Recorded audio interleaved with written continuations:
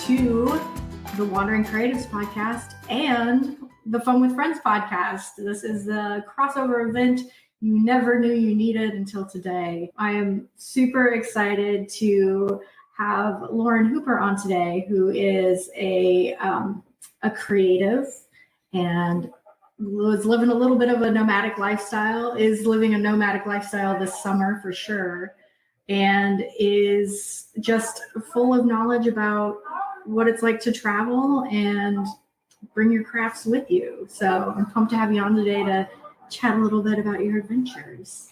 Oh, thank you. These are my two favorite things to talk about ever. And I don't get to talk about the travel as much. So I'm really pumped. And Lauren, you've been on the Wandering Creatives podcast before. We were talking about your creative business and what you do and how amazing all of your jewelry is.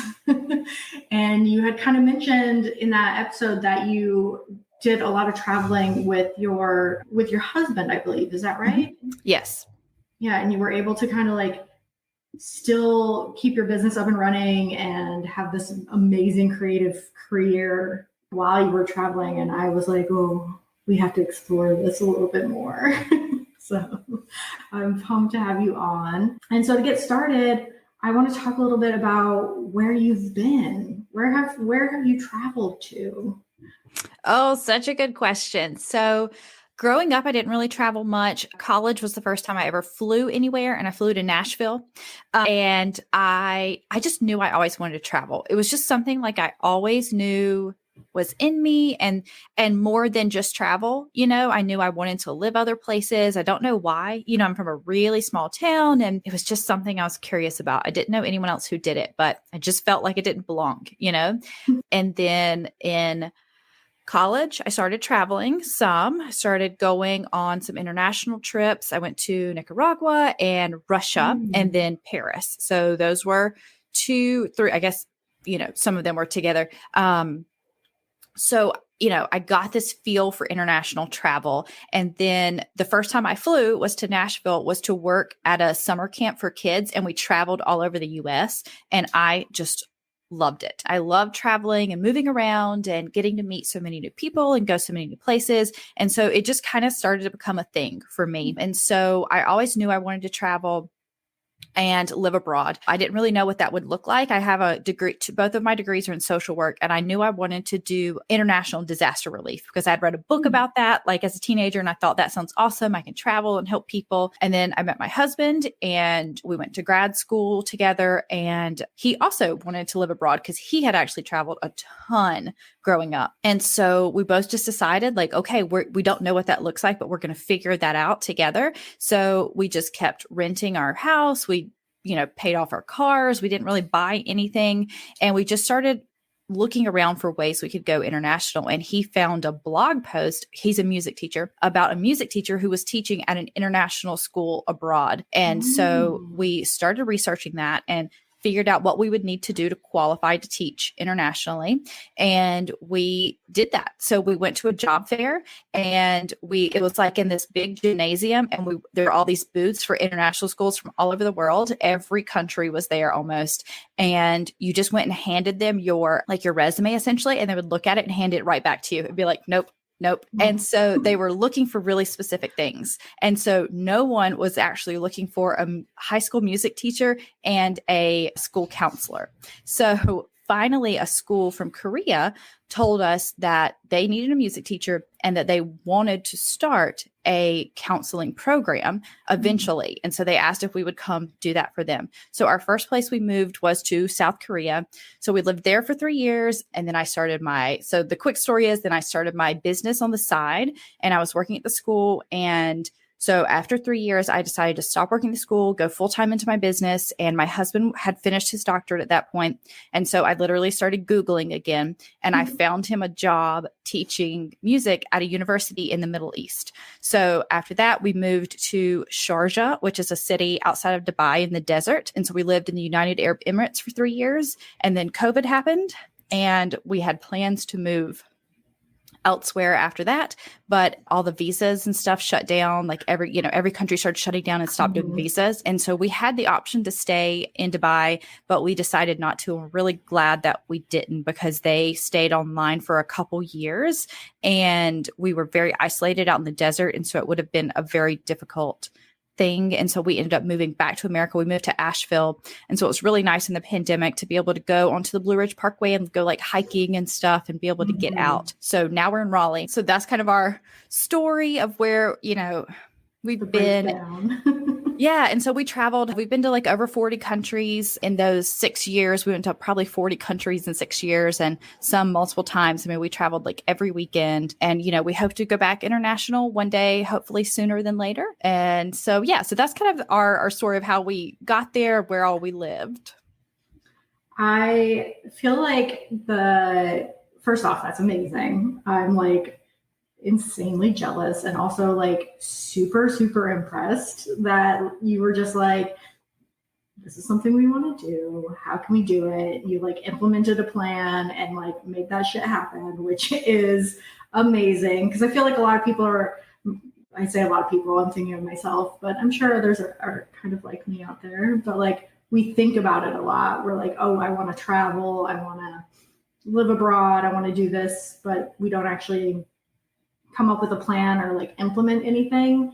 So I'm always impressed when people are like, yeah, I wanted to do X, Y, and Z. So I did X, Y, and Z, and I like made it happen. So that's super impressive. And I also feel like 3 years in a location is like the perfect amount of time, because you can like get to know it and like kind of dig in a little bit, and then you can go about your way.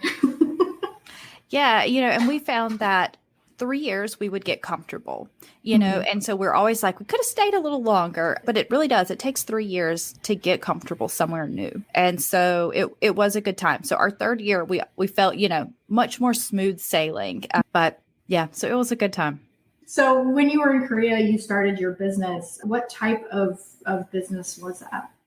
Yeah, so it kind of just happened. We started, another friend and I on the internet started posting art journal pages on the internet, and people wanted to learn more. And so we ended up starting an art journaling membership program where we taught art journaling techniques and had courses and things like that. And so it eventually just kind of grew. And at the end of the 3 years, our 3 years in Korea, it just made sense because I was essentially working 2 full-time jobs. And, my husband got a really good job in the Middle East. And so we could, financially balance it well. And so I went full-time into that. And so I was teaching art journaling techniques online. And then it grew so much that it quickly became managing people, who were teaching for us and, doing a lot of behind the scenes things. And it ended up not being something that I wanted to do long-term, because it had a very narrow focus. And, I had kind of like worked my way out of doing the art, which is what I wanted to work my way into doing. So I sold my portion of the business, and then I started the art retreat program. Nice. So when you were traveling a lot, did you have a lot of gear that you would travel with, like as a creative? Because when I think about it, I'm like, something I could easily take with me traveling would be like a journal or a sketchbook or like my knitting stuff. But when you think about like moving abroad for a number of years, I don't know, I feel like I would be tempted to just like pack a suitcase just of hobby stuff. But like, how did you manage that? So I think that's 2 questions of, moving abroad versus just traveling are so different. I have always had an art studio, whether it be in like the laundry room or I had a full room for it. So when we moved abroad, I had a whole studio, and I would just slowly kind of build it up. I would have to purge a ton of stuff because you could only, take and ship so much stuff. And then I would just kind of build my stash back up from shopping locally or from having stuff shipped over or just bringing home. We would bring home huge suitcases every time we came back full of stuff we couldn't get while we were there. And so it was just kind of like figuring out what I could and couldn't get locally and then bringing the rest back. Or if people came to visit us, I would be like, I'm going to ship you an entire suitcase worth of stuff. Like, please bring it over. So figuring out like creative ways to do that and just ways to be creative with what I could find locally. And so I did have a lot of stuff overseas just in my home. And then I would purge it all when we would move again and, ship as much as I could. Because you also have to think like you can't ship oil paints there because they're like flammable. And so you're not allowed to ship them internationally. So, figuring out stuff like that and also figuring out like the weight of things, like, is it worth to ship a lot of books and paper? And so, and our markers going to last because we would ship everything by sea. So they would get loaded onto shipping containers and sometimes they would be on the ship for 6-8 weeks. And so I would have to think like, are my markers going to survive? So I would either have to take them with me or just sell them and replace them when I moved, so just little things like that. It's just all, trial and error, figuring it out. And then when it comes to traveling, we are super light travelers. Like I'm talking like a backpack, like you carry to school. That's all we'll take that's all I took for a month in Utah. And I had the dog. So I had my stuff and the dog stuff for a month I just did. Now, I mean, of course I bought stuff when I got there. Like, I went to Target and got, some hair stuff that I couldn't fly with anyway. But for the most part, we are super minimal. And within that, I was also a work trip. So I had my computer, I had an art kit, I had my clothes, I had the dog's food. I had, everything we both needed in just a regular size backpack. Wow. That's so impressive. Like that blows my mind. I'm like the opposite. Well, you quickly learn as the more you travel, the more stuff you take, the more stuff you take. You have to carry it around all the time with you. You have to spend all your time managing it. You have to pay for it, to get on the plane. You have to, especially if you're like backpacking a lot, I have taken like roll suitcases and we went to Cambodia and they literally took us on a small boat to an island and they couldn't get to the island and they like put us out in the ocean. And so we had to like carry our bags over our heads, And so I was like, well, this is a learning experience. Like you can only take what you can carry over your head, And so I quickly learned that lesson and it makes traveling so much easier when I have nothing. I love that. Like I'm slowly working towards being like a minimal packer, but it has been a challenge. And luckily I have friends where I can like bring them over and be like, okay, this is where I'm going. This is how long I'm going. This is what I have packed. And they're like, no, just start throwing stuff out of the suitcase. And I'm like, okay, great. Thank you. Well, I need someone to edit me.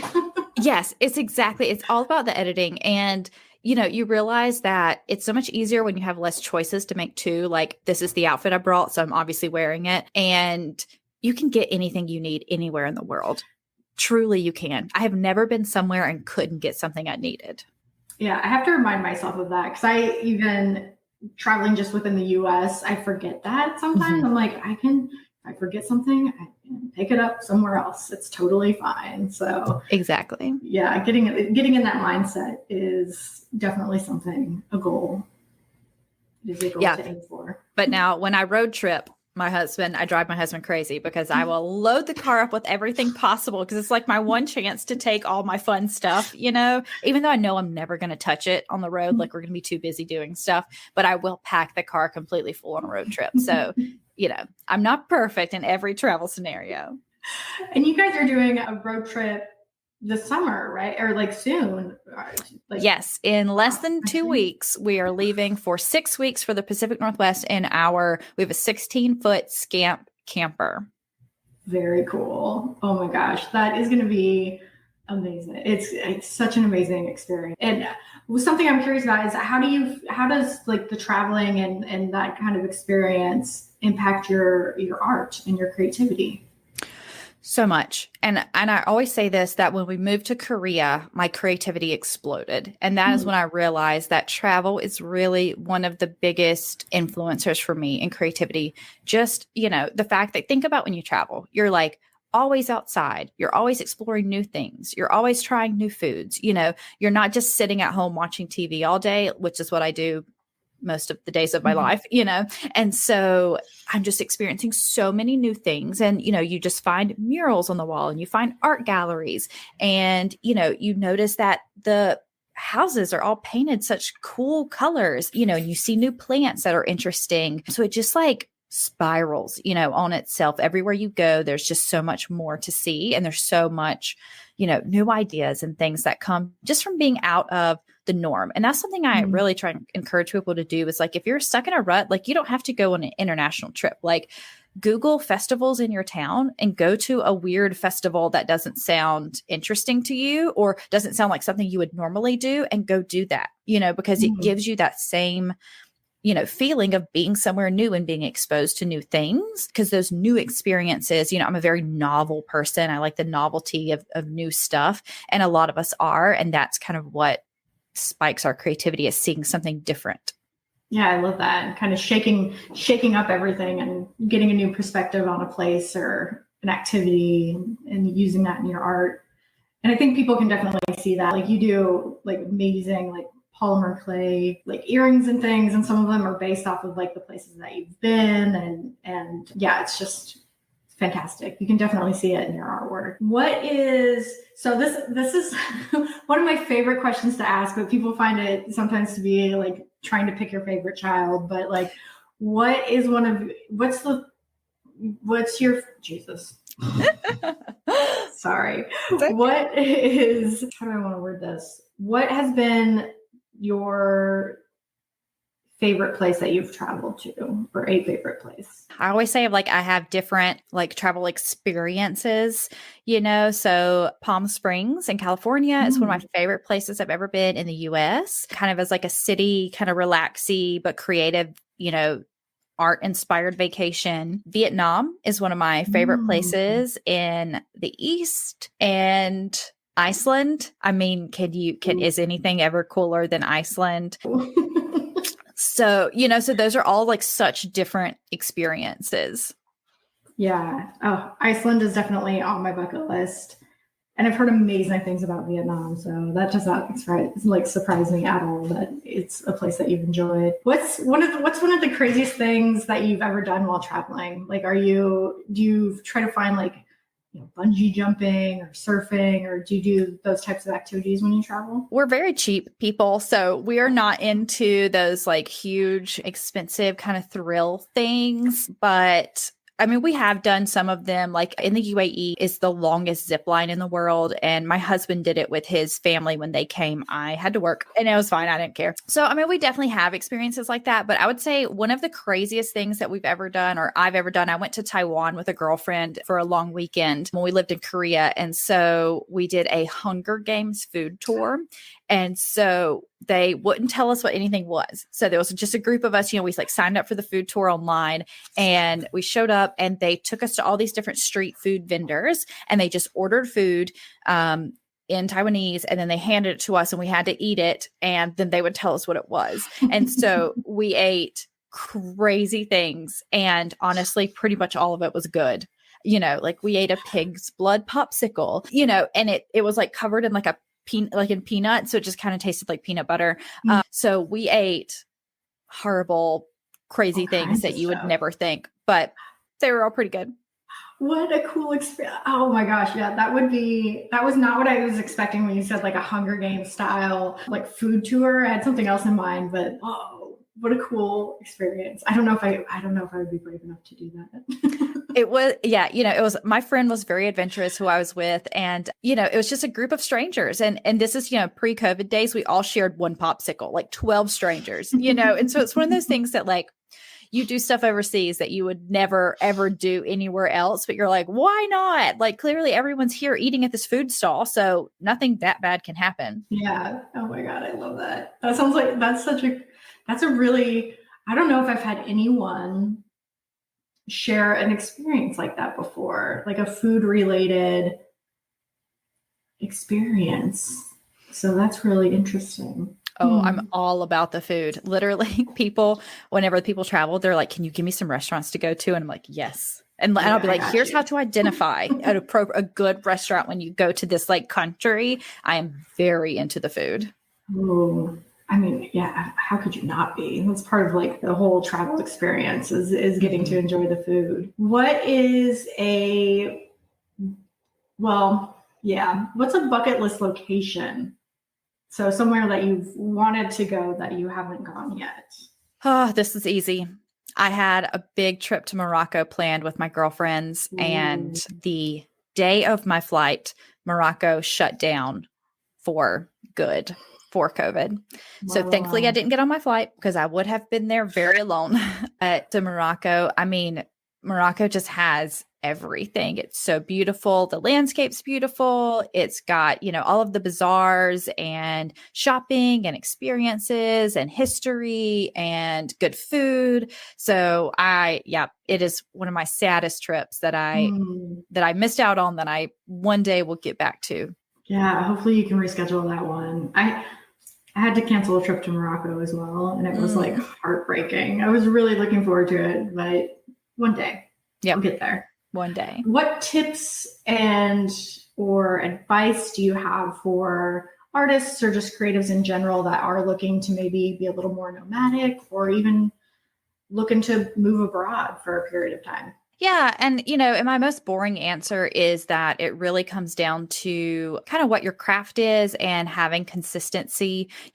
We were both, in the school system. And so we had that really great schedule so that we could travel on lots of long weekends and over the holidays. And we had long summer breaks and winter breaks. And so we could do big trips then. But really, those were kind of like inspiration gathering trips. And then I would come home and make at home, because I can travel with some of my crafts, a lot more when I used to art journal. But now that I weave and I do clay, like I won't be able to take any clay with me this summer because our camper doesn't have an oven. And I don't have a toaster oven and I'm not taking a toaster oven to bake. And it's just so many tools and like sitting still. So, I'm thinking about like, what can I do that's mobile, that's easy, that's on the road, that can be kind of inspired by what we're doing. And so I'm going to take a small loom and some yarn. And of course, there are stores everywhere I can buy more yarn. And I'm going to my plan is to create a series of weavings based on everywhere we go. So kind of like a US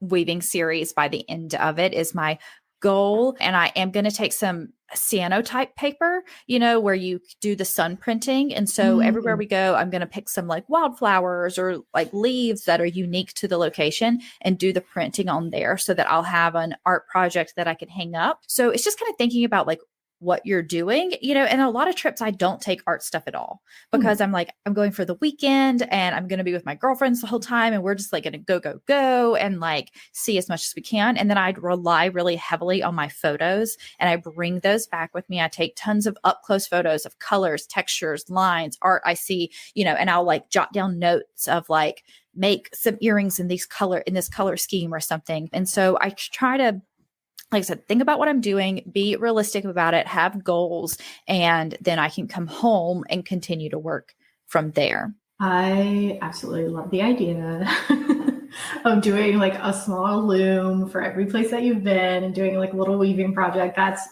such a cool idea. And then also the paper, what is it? Sandpaper, is that right? With like, such a good idea.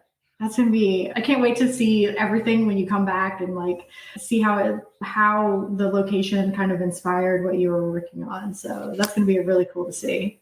Yeah. And we'll see if I do anything at all. I mean, that's always the thing. Like I have some friends who travel. I mean, Katie, our mutual friend, she creates so much while she travels, but Katie is also very introverted and I'm extremely extroverted. And I travel with my husband who also is extroverted and not really, but he wants to go and do things, he wants to go do things with me. That's it. But, like we just don't stop. We don't sit still very long at all. And like we take the dog everywhere we go. So he's always wanting to be on the move. And so, it just depends on your personal style, how much you do while you travel. Definitely. I'm somewhere in the middle. I'm kind of lazy when I travel, but then I'm also like, I should go and do things. So then I try to go do things. So I'm somewhere in the middle, but I like the idea of being able to take like small projects with you or small things, maybe like taking Polaroids or something that you can turn into some type of project or use as inspiration for later projects. I think stuff like that's like a really good idea. So for folks that are listening on the Wandering Creatives podcast, when I have people on the Fun with Friends podcast, one of the last questions I ask is, what is a bucket list item? So something you've always wanted to do, and it can literally be anything that you've always wanted to do that you haven't done yet, and why do you think you haven't done it? Okay, I need to think about this one for a minute. Oh, at all all? right. Okay. I know. One thing that I've always wanted to do that I haven't done is see the Northern Lights. And I know why I haven't done it. I am terrified of the cold. We have always traveled warm places during the cold. And so one day we're going to work up the gumption and take a really good trip somewhere cold and see the Northern Lights. Ooh, that's a good one. You could go Yeah. to Iceland, right? I know. So they have really great flights from RDU now. And so we're talking, because we've already been to Iceland like in the summer and done like the whole road trip thing. And I mean, of course, we'd go back and do everything again and more. But we were like, we could just go for a long weekend, see the Northern Lights, like camp in those cool, like those like clear igloos, like out, and then just come home. Because that would be really expensive too, to stay in those. And so I was like, 2 days, we can afford that. And that'd be the whole trip. So it's totally doable. I'm actually flying out on, what is it, Iceland Air or Icelandic Air or whatever when I go to Ireland. So I have a layover in Iceland. So I'll be stepping foot in Iceland for a few hours. Oh, that's awesome. Well, let me know if you need some restaurant recommendations. If you can't do a ton. Yeah. Yeah, I think my layovers are like fairly short, but someone told me that you can actually, part of like what Iceland does is if you are flying, if they're like a layover, you can add like 2 days on, or they'll let you like for free or something. And I'm like, I think so. Sorry. I've heard that. Yeah. Let me look into, so I got to look into that a little bit more. Cause I'm like, ooh, if I could stay there, like on my way back from Ireland for an extra like 2 days, like why not? Yeah. So I got to look into that a little bit, but yeah, Iceland is majestic. It is. And 2 days is probably all you can afford. It is just as expensive as everyone says it is. And I'm sure now it is crazy. Yeah, that's what someone else said. They were like, it is insanely expensive there. And I was like, okay, so maybe I can find a hostel somewhere. Yeah, and everything's nice. I mean, and that's the thing. Like, we've stayed in some really, questionable places, but anywhere you're going to stay in Iceland's going to be nice no matter where it is. The dream. Yeah. We're going to make it happen. Iceland is where it's at. Lauren, I can't thank you enough for being on the podcast. But before we sign off, is there anything that you're working on? I know you have travel coming up, so you might not be putting new stuff out or anything like that, or going to any markets. But is there anything you'd like to share with the listeners?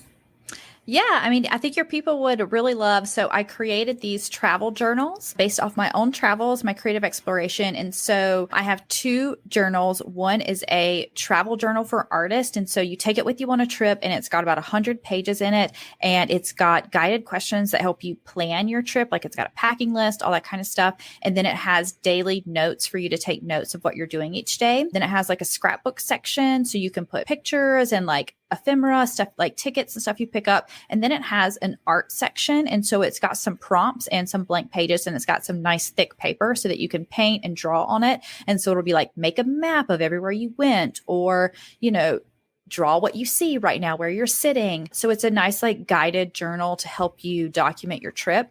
And then I have these really tiny journals. They're like pocket journals, and they're also guided, and they help you collect inspiration as you travel.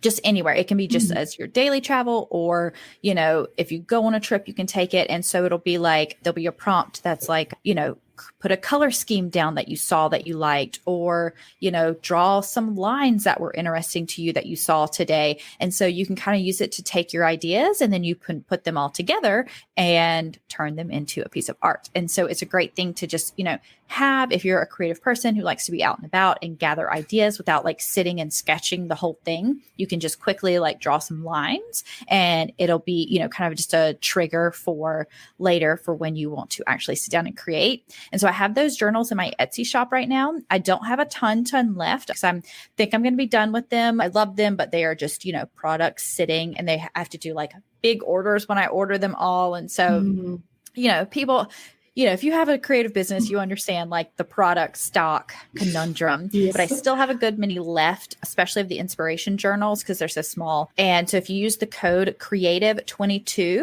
you can get 22% off either of the journals or of the journal bundle if you are a creative person and you want a little journal to help you capture your ideas. Awesome. Those sound amazing. I'm probably going to pick up both of them. They're very fun and they're actually on sale right now. What? Okay. Nice. Yeah. Those sound like the perfect journal for creatives. So I am on board with them 100%. Oh, so cool. Yeah. So Lauren, what's your Etsy? Oh, yep. They're in my Etsy shop. It is Lauren Likes Art is my Etsy shop. And then where else can folks find you and join your travels? Yep. So I post on Instagram every day. I'm Lauren Likes Blog. I have a newsletter that I send every week with creative challenges. I have a podcast that also comes out every week called How She Creates, where we talk about creative things. And I share kind of little updates about what I'm doing. So you can find all of that. My website is lauren-likes.com, or in the show notes, find me on Instagram, and everything is linked there. Yes, and I will include all of Lauren's information in the show notes, so you will be able to find everything super easy. You can just click on it and it will take you to where you need to go. So definitely check that out. Definitely, I personally enjoy your Instagram a ton. I follow along with everything because it's what you do is so inspiring, like your work, your aesthetic. Oh, I love it. I appreciate it so much.